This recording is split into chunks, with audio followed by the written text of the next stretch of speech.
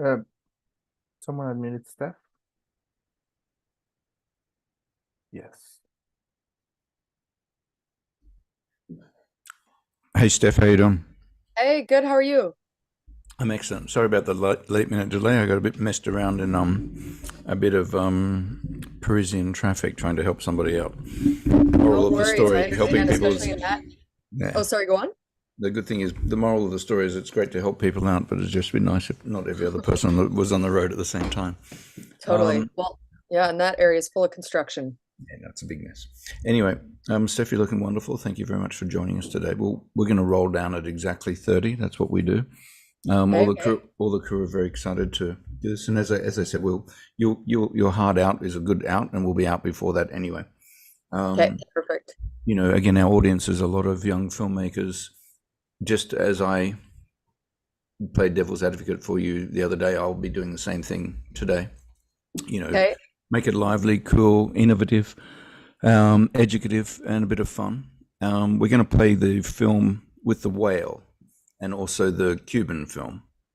Yeah, I was gonna say like the trailer doesn't have like that's like I think it's or at least the trailer I could find doesn't have music we actually licensed into it. I But don't, it I don't think that matters. I think you can just. okay, cool. Then I can still speak to it because that's a great example. Yeah. So we'll play the. Are you okay to play the whale film first and then the Cuban one? Yeah, for sure. Excellent. Okay, it's just going to be you and me blithering, and then Rodrigo, who you haven't met yet, is the Hello. Mexican man of that makes all things good and Hi. right. He will sort of head on and ask some questions. Okay, Um, perfect. if anybody asks a question about your favorite film, I'm going to end meeting for all. But yeah, okay. So we're going to roll it down very soon. Okay, so I'll see you shortly. Sounds good.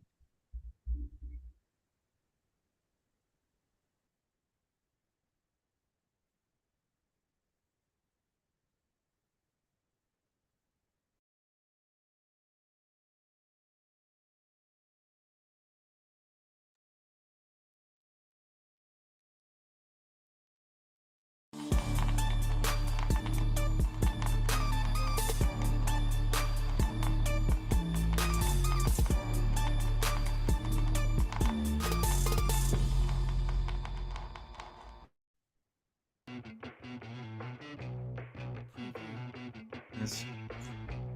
Hi, everybody. My name's Scott Hillier, independent film director and president of ECU, the European Independent Film Festival. Thank you very much for joining us on this ECU Friday Live. We're in Paris. It's grey and cold and a little bit rainy. I hope it's better wherever you are joining us. So today we're going to be talking about music supervisors. And, I met with one the other day who we'll be talking to shortly. And I sort of asked a lot of sort of probing questions and got a lot of great answers, things that I had not thought about as a film director. And, a music supervisor in the world of cinema plays a pivotal role in selecting and integrating music into films. I'm reading from something one of my clever staff have written up for me. They collaborate with filmmakers, directors, and composers to curate a soundtrack that enhances the overall cinematic experience. This involves sourcing existing tracks or commissioning original compositions, ensuring they align with the narrative, tone, and emotional arc of the film. Music supervisors navigate licensing agreements because we hate them, budget constraints, and creative considerations, bringing a unique blend of musical expertise and storytelling sensibility to the table. Their work contributes significantly to the atmosphere, mood, and resonance of a film, making them the unsung heroes behind the scene. So today we're going to be talking to one of those unsung heroes, and I'd like you to welcome my guest today, Steph Rushton, who's newly part of the ECU community. Very glad to welcome us. So how are you doing today, Steph? Hi, Scott. Hi, everyone joining us. I'm doing well, thanks. Good. Still in Paris with the weather, although this side of town looks a bit nicer, thankfully. Yeah. Well, why don't you tell us a little bit about your journey up to here, because it's a very interesting journey. Yeah, so my background is actually in accounting. I'm actually a chartered accountant, and I was living in California for 5 years before I moved to Paris, and that's when I got into music supervision. So I researched music supervisors. That's really the only way to get into this. You have to get mentored. I found two amazing women who I still work with today. And I work with them at Seven Seas Music in the Rights Workshop, where we specialize in sourcing and licensing international artists into our project. Then I also work independently as a music supervisor with filmmakers here in Europe. Okay, great. That's a very interesting path to have taken, that's for sure. And, you know, I just read this little bit about you guys being the unsung heroes behind the scenes. Why don't you just talk a little bit about, you know, break it down a little bit into what you actually do? So that's a good question because it can take many forms. It totally depends on the project, and I think one of the films I worked on that we're going to discuss is a great example of, you know, sometimes you're involved from the very beginning. You work closely with the filmmaker. You will read the script. You will find the sections where music will go. You will help choose the music, and then you will also license it. And then you might even work on the original motion picture soundtrack as well. And then other cases, the directors and the filmmakers have a very clear idea of what music they want to use. So they're coming to us, you know, hey, we want this song, we want Hey Jude by the Beatles or whatever, you know, can you help us license it? A lot of the time it's getting expectations in order because, you know, Hey Jude, great example because it's not cheap, you know? So a lot of it could be then having to find replacement tracks and finding music that can be licensed while sticking to the same vibe and feeling that the filmmaker wanted. Well, it sounds rather complicated because filmmakers are tremendously complicated human beings. We're gonna run a little clip of Guardian of the Planet right now. Why don't you tell us a little bit about the involvement that you had in this film? Perfect. So this one's a great example of something that worked out very seamlessly. So this was actually through a client I have in Paris. And for this project, the film studio reached out to us directly, wanted to work with one of the artists on the record label. They were super organized in advance. They knew the budget. They told us the information. This is a lovely documentary, and the song was a lovely choice for this scene. The artist was super on board and flexible, so we were able to get it licensed very quickly and relatively painless because they were so organized in advance. So I would say that's a very good example of people knowing what they want beforehand, reaching out, all the things went right. So when we had our coffee the other day and you were telling me about this and I played devil's advocate a bit and said, so I'm an independent filmmaker and, you know, my editor's godson's brother-in-law's dog sitter who actually takes it to a manicurist, they play the guitar and I'm going to do them because I don't have any music to pay for my Totally. independent film. So assuage mine and other independent film directors' fears. Right. And I think that's, I mean, even you would think if you know, your brother's friend's mother's dog walker could be the right choice, you know, like it might be easy, but it might actually not be. And that's the thing, like, then it gets into, you know, again, it's one thing to find music. It's another thing to find music that you can actually clear and use in a film. And this is why it's so important to not leave the musical aspect to the very last minute, because even your friend's mom's dog walker's manicurist might have certain requirements, or maybe they had some co-writers on that song that they need to check with. So it's always good to kind of think of that earlier on, especially if you have a limited budget, because there is a chance everything's negotiable and you can absolutely negotiate lower fees, but it might take more time. You want to give yourself that time if you're a filmmaker. Yeah, good. So I'm going to ask you to step us through that process like you did to me the other day about sort of, you know, negotiating and stuff like that. But let's play another little clip of a film that you worked on, and again, sort of work through that process so that maybe we can turn it back to the process that you'll step through for us guys. So tell us a little bit about this one. So this is an Italian film, actually, but what's interesting, and I'm sure you can tell by the name is Querido Fidel. So it was about an Italian man who was obsessed with Fidel Castro. So the film used all Cuban music. And this is a great example of a film that they had very clear ideas of what music they wanted in the film. However, the problem was trying to license it. So it was some very large Cuban edition. Cuba has its own rules regarding rights, music rights, licensing. So this took quite a while to negotiate for the rights. Some of the songs took about 6 months, but again, I was able to get the fees down significantly lower, and all of the rights, all of the music is owned by major labels. So that's another thing. You know, these weren't independent labels that own Cuban music. But again, I think having the time on this was critical, because if I didn't have time to go back, and then same thing, I had to, some tracks we had to replace, we had to switch them right out. So that took a minute. I had to make recommendations, you know, go through my contacts. And then other things, it just took like months of negotiation to get people on the same page, and then negotiating different types of deals where you don't have to pay everything up front. Well, that's a good segue into what I'd like to discuss now, and that's, you know, you stepped me through the process, because I've obviously sat down there many times to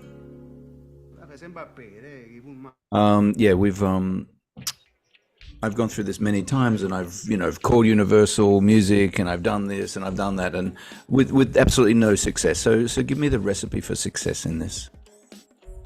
That's a great question, because it is tough as a filmmaker just reaching out to one of the majors and trying to clear music.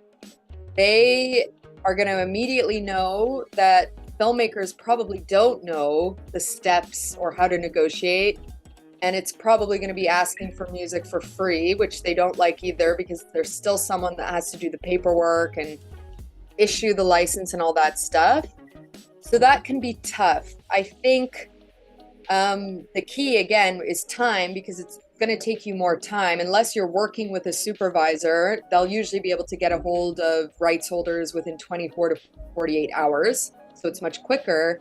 So again, if you're trying to do this all yourself, give yourself the time to do it. Then when it comes to negotiating the fee, the key things I would keep in mind is that, where are you going to exhibit? Are you just starting at film festivals? Because then you can request, you know, worldwide film festival rights, which is going to be a lot cheaper than if you're asking for all media rights, which is, say, what like Netflix and HBO and Amazon movies that go on there ask for. So that's kind of something to keep in the back pocket. The other thing is, of course, when you're an independent filmmaker, you don't know how much your film is going to make. So of course you don't want to pay a big fee if the movie's, you know, not going to even earn that back. So then there's something called a step deal. This is something else you can kind of throw out there and say, look, you know, if you allow us to use this song for, say, you know, $150, $200 or euros, but if the film makes over these benchmarks, like over, you know, 10,000 euros, 15,000 euros, or wins any award money, then we would pay you an additional, say, 5%.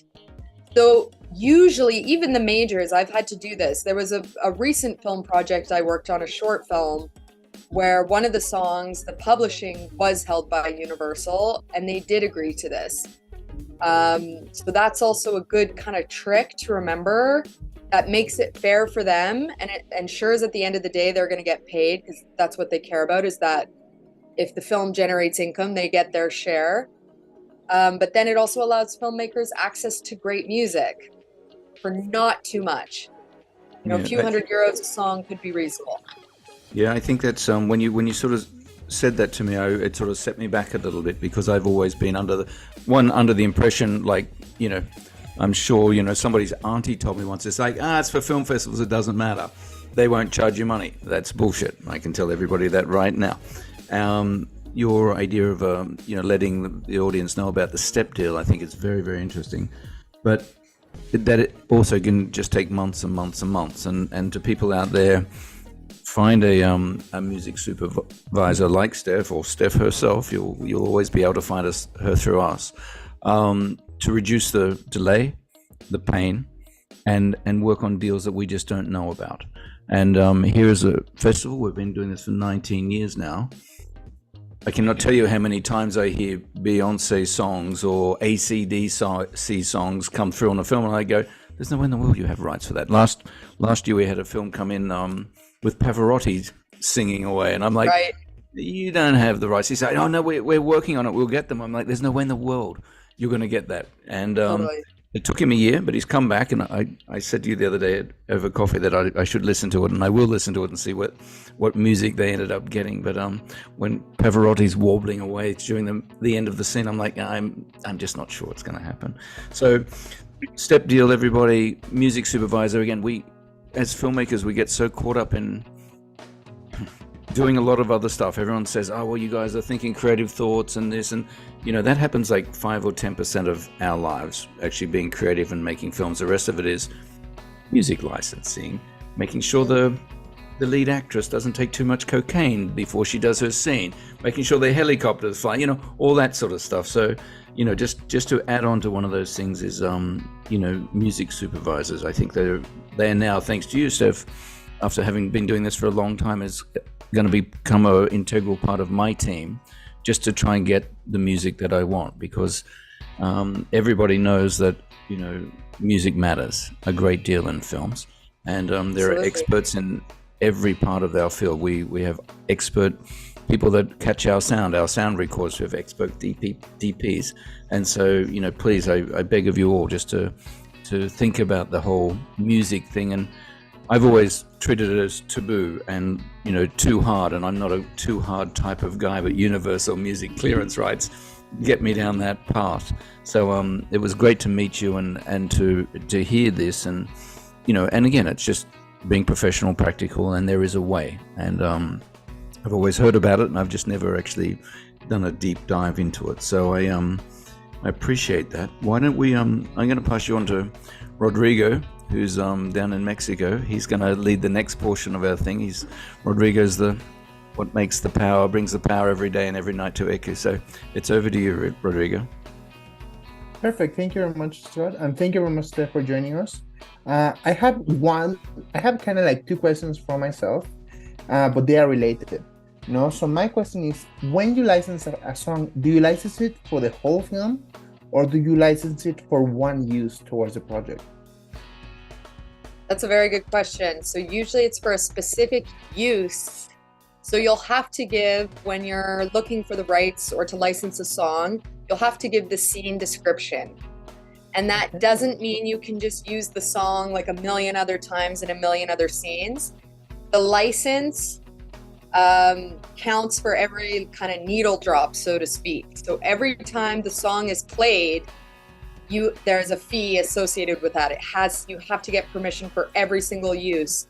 So if a song is used, say, 3 times in a movie, the fee is going to be higher because it was used 3 times. And then you also get in the realm of, depending on how many times the same song is used, it could be considered a motif. Like Stranger Things is a great example with Running Up a Hill or Walking Up a Hill, or the Kate Bush song. That probably cost a small fortune to license because it was a recurring theme multiple times in multiple episodes. Was that what you were asking? Yes, of course. And you just answered a little bit part of my second question. Is the process for licensing music for TV series the same, or is it a different process that you have to apply through different ways?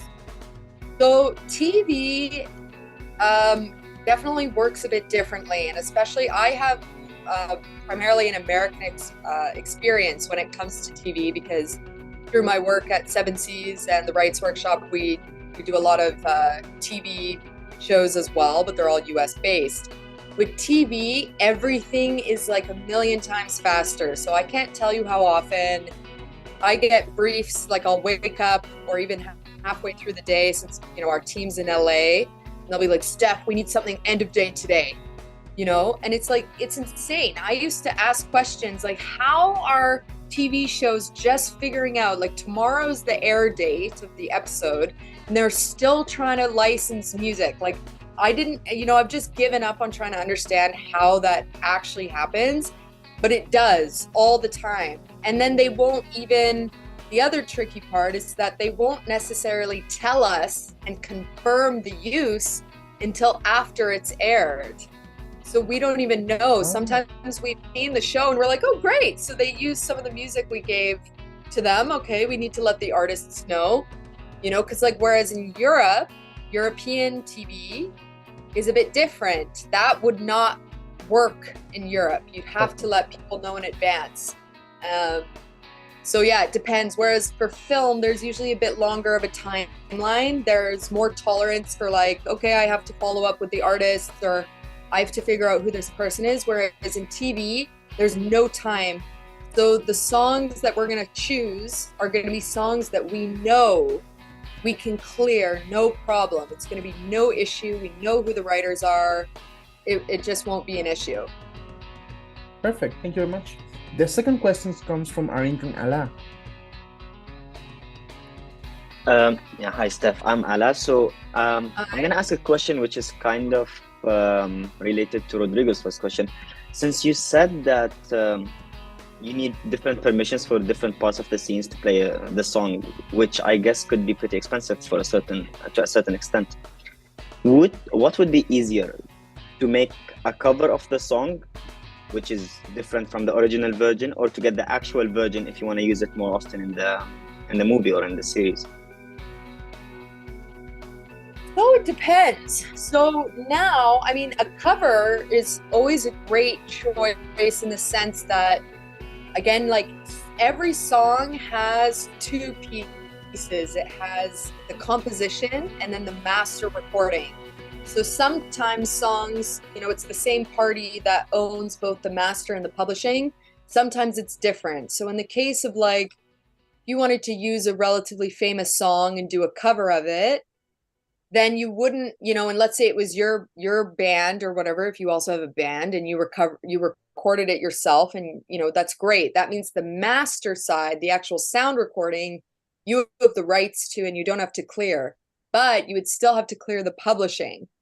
So depending on who owns the publishing to the song, you know, it might still be pricey, but it will generally be half the price if you don't have to pay for the master. Again, it's very nuanced. Like if you wanted to use the same song multiple times in a film, again, it depends who the rights holders are. Like if it's a smaller record label or if it's an independent artist, they're probably going to agree and just be like, yeah, absolutely. Like we'll agree to one fee. You can use the song however you want, you know, just make sure you credit us. They're going to be much more amenable than say the majors, who are going to want to know exactly the scene description, exactly the timing for each scene it's used. And then they're going to figure out a fee based on that. So, and that can also be tricky. And this is why a lot of the majors, they are going to ask for the timestamps that you use music in. And this is another example of why it is good to work with a supervisor, because supervisors handle that. They handle what's called the cue sheet, which is the ultimate kind of master Excel of musical cues that were used in the film, the timing, all that fun stuff, a lot of other numbers, and everything's in there, and that can get reported to the majors and the performing rights organizations and all that stuff. But yeah, it depends. But I think one of the key takeaways is like, just know that if you want to use the same song multiple times, it's going to increase the price. Perfect. I see And we that. have So one it last. looks. Oh, sorry. I Go. was just saying. So it looks like better to have a cover than if you already have a band and everything. But that satisfies my question. Thank you very much. And now our last questions come from Mariam. Yes, hi. So basically, my question is, do you recommend having a lawyer at the same time as a music supervisor? Not necessarily. Definitely not. Like, I mean, unless you're making like a film that's going to use, you're using a lot of like archival footage or something, or it's about a very controversial subject. But generally, I wouldn't say you would need a lawyer at all. The nice thing about music supervisors is they generally have a background in publishing and in law. Like one of the women that runs our companies, Seven Seas and Rights Workshop, she is a lawyer, which is great. So, you know, she's taught me a lot. And most music supervisors will either have a business background or some sort of legal background because there's so much copyright law. I see, Scott, you're putting your hand up. You keep going, but I'm just to attract Rodrigo's attention. But keep going on this because Okay. you're leading into a question that I want to jump into. Yeah. So in the music supervisor on the rights front, I mean, they will take care of that. They're going to make sure everything's cleared, or they're going to alert you to something that can't be cleared. So that way there's no exposure and risk for the filmmaker once they start exhibiting. The only time you would want a lawyer is if you didn't clear something, you exhibited it, and then all of a sudden Universal's knocking on your door. Hey, we saw your film and you used one of our artist's songs and you owe us money. That's maybe when you'd want to talk to a lawyer. We just lost your audio, sorry.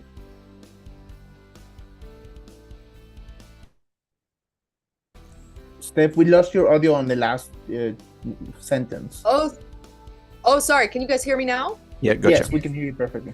Yeah, so sorry, I was saying the only time that you would need a lawyer is if you didn't clear music, you exhibited your film, and then Universal or whoever comes knocking, they've seen your film, they know that one of their songs was used, and they could, well, first, even in that case, first they would come to you and be like, hey, there's copyright infringement, you owe us money, and usually you can handle it directly with them, but it's going to cost you a pretty penny.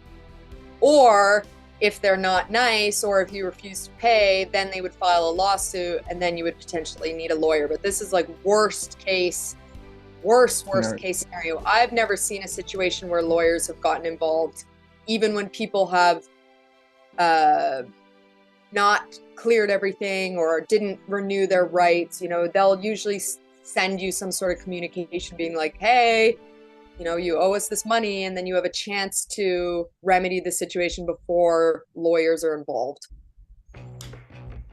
Thank you. And one last thing that, sorry, Scott, to interrupt you. I just heard this word that sounded very interesting to me. You said renewal. That means that whenever you have the rights, you have a certain amount of time, and you have to renew them, or how does it work? So the answer to that is it depends. So it depends what type of rights you ask for right away. So as I think I mentioned before, you know, if the first few years your film is just going to film festivals, in order to reduce the fee that you pay for the music, you would just ask for film festival rights. That means the film is just showing at festivals. It's not in theaters. It's not on TV. It's not on Netflix yet. So it's going to be a lot cheaper. However, usually in that case, then there'd be something called an option built into the contract. So that means if after the festivals, it's going to go to Netflix or it's going to go to theaters, there's going to be an additional amount of money that's owing when the form of exhibition changes. So in these cases, if someone just got film festival rights, then it turns out the film was a huge hit, and maybe it was licensed to, say, Mubi or something, or Netflix, and then the filmmaker or the music supervisor, you know, didn't renew the rights or didn't go back to the rights holder and be like, hey, we want to exercise that option because we're taking this to Netflix, you know, that's when it could potentially be problematic. But even in that case, they would just reach out and be like, hey, we noticed your film's on Netflix now, so you owe us, you know, the option right fee for this additional media type. Perfect. Thank you very much. Yeah. But then what I will say is, like, you know, Netflix and stuff, you know, it's a word that you guys will probably get used to hearing and seeing is all media rights worldwide in perpetuity. So a lot of licenses, this is what they ask for up front. And the reason for this is because they don't want to have to go back and clear the rights or get more rights or pay more money down the road. So a lot of productions that at least have the budget or can negotiate to a reasonable fee will try to get all the rights just up front, because then they don't have to worry and it's less administration and less things to remember on the back end. Perfect. Thank you very much. Well, we're covering a lot of ground here. Great questions, by the way, to everybody, and half of them were written on my piece of paper, which I had questions, so that shows how clever my crew are. A couple of very quick things I want to bounce off. Steph, I know you've got a time thing here.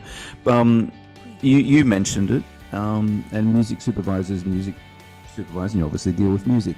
But I think that you mentioned at some stage as well that you guys could be useful in helping us get archival footage because it's rights. So expand on that a little bit.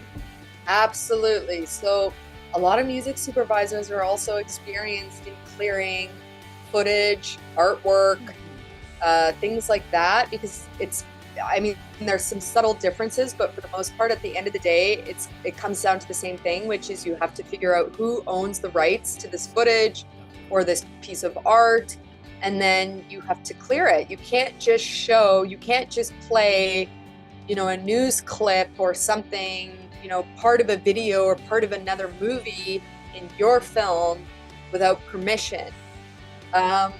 There's certain exceptions where, news, like news broadcasts sometimes can fall under what's called fair use. But again, that's very nuanced. And this is definitely where it helps to, if you're going to have a film or even a documentary film with a lot of footage, this is when you would definitely want to work with a supervisor, because it's going to be a lot of work to clear the rights, and there's a lot of different nuances in how to do that.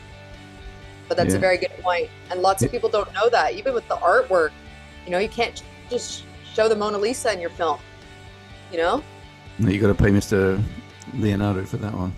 But just to jump on this again is, and this is for everybody out there, music companies are death and destruction, but they do it for a very, very noble cause, and that's because somebody has created something.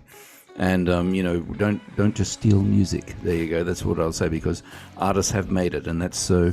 When you are making your films and going out to festivals and then onto Netflix and whatever, just be aware that somebody has strummed a guitar or come up with a bouncy lyric. So they're not. Music companies might be music companies, but at the end of the day, they are representing the artists that have done this. So just really keep that in mind. And music companies are a bit litigious. I'm glad that you've said you've never seen a lawyer, because I've had a lot of phone calls threatening lawyers. So that's that. I'm going to wrap this up very soon. But let's throw a number out there. And I know the cover angle is very good, because last festival I got up on stage with Mike Beck and sang Mr. Springsteen's Thunder Road. So if anyone wants to pay me for that, and then Mr. Springsteen, his artist rights, we can do that in any time. Right. But realistically, Steph, if I want a song from a band called Midnight Oil, I know them. A band called Midnight Oil, I really want it in my thing. My personal relationship doesn't come to that type of thing with them. But what sort of money could I realistically ask or expect to pay for a track? I've written down, you sort of saying $250 maybe, but is there something sort of reasonable that, somebody's going to take away from this conversation and say, well, look, I could try for a lesser known band. It's going to cost me maybe $500. I mean, what's a figure that you think sort of reasonable for people to walk away with? Well, and again, that's tough. So I think before we even get to the fee, there's some things that people need to keep in mind that's going to drastically influence what is a fair price. So one of those things is if the artist is independent or if they're signed to a label. And if they're signed to a label, is it a big label? And an easy way that anyone can use to check this is just Spotify. I mean, if the music's on Spotify is good in the sense that if you click on the album, it will show you who released it. So you'll be able to see right away if it's with Sony or Warner without having to know how to do like a publishing lookup and a master lookup, all that kind of complex stuff. So it's just a good way to check quickly. And usually if it's the artist's name, then you know that they own the rights to their music, and you immediately know you're going to be dealing with the artist, not a huge label trying to clear it. So that's one thing to look out for. The second is, where are you exhibiting it? Are you just asking for film festival rights? Is it going straight to VOD? Are you hoping that it blows up and you want all the rights? So again, that's also going to influence it, because the more, if it is going straight to Netflix, you're going to offer more. You'd want to offer a little bit more than you would if it's just going to film festivals. The third thing I would keep in mind is where in the film is the song going to be used? Is it going to be used in the opening and closing credits, or is it going to be used in the middle?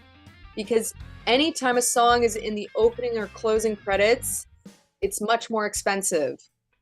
Again, this is nuanced, because if you find an independent artist or your friend's an artist, you could probably negotiate that, but if you're going for a group or an artist that's signed with a major and it's in the opening or closing credits, they're probably gonna want double of what you're proposing. Wow. Yeah. And in terms of the fees, so again, like with these variables in mind, I mean, I would say like for film festival rights, I would say the average would be about 250 euros a side. And when I say a side, I mean one side is the publishing side, the other side is the master side. So, around 500 euros a song, maybe 300 euros a song if you're lucky. You could go down a bit. Then for, worldwide all media rights, usually the standard, I'd say, is 1,000 euros a side. So you're looking at 2,000 euros per song. But that's if it's going to a much bigger exhibition. So that's kind of where it is. And then opening and closing credits, that could be between 5,000 and 10,000 euros for a song, depending on how big the project is, where it's going to be exhibited. So again, it all depends, but that's why I do want to drive across that everything really is negotiable. And especially for filmmakers that are trying to do this themselves, if you reach out, they're going to come at you with a high number, but just remember, you can always ask questions and you can always say, hey, I only have this right now, or what if we only go to film festivals? And they will be able to lower it for you. They will. Well, and you can also use Steph Rushton as an excellent person to help you negotiate this minefield. So we're going to wrap this up very quickly. I'd love to thank you, Steph. I mean, I think that I'm approaching it with a lot less fear now. Because I get scared of very few things, but there was always fear lurking in my mind when I ever thought about getting music right. So I think you've opened up a great sort of portal for me, and hopefully for other people around this. There are people out there to help you if you don't want to go down the long, torturous path of doing it. Negotiation, negotiate. There's one quick other thing. Mike Beck, my great friend and your friend as well, but he said that there's also the possibility of doing something that sounds the same. Tell me a little bit about that. So that's a great point that Mike brought up, because again, a lot of filmmakers will have a vision for what music they want to use without understanding that it's going to cost as much as a down payment on a Parisian apartment to get. So once they realize that, then they have to come back and be like, okay, I want this vibe. I love the energy of this song, but can you please help me find something that's not going to cost this much money? So that's when songs, that's when we'll go on a hunt. Music supervisors will hunt for a song that's, the same vibe, same tempo, all that kind of thing.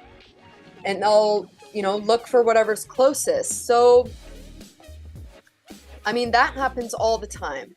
And I don't want to say that, musicians should try and make music that sounds like other musicians, but if you make good music, because there is now, that's the beauty of 2023. There's so much incredible music out there from all over the world.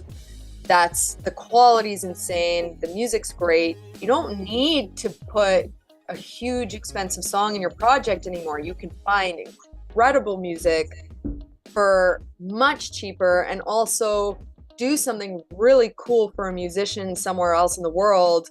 They're going to be stoked to be in your project.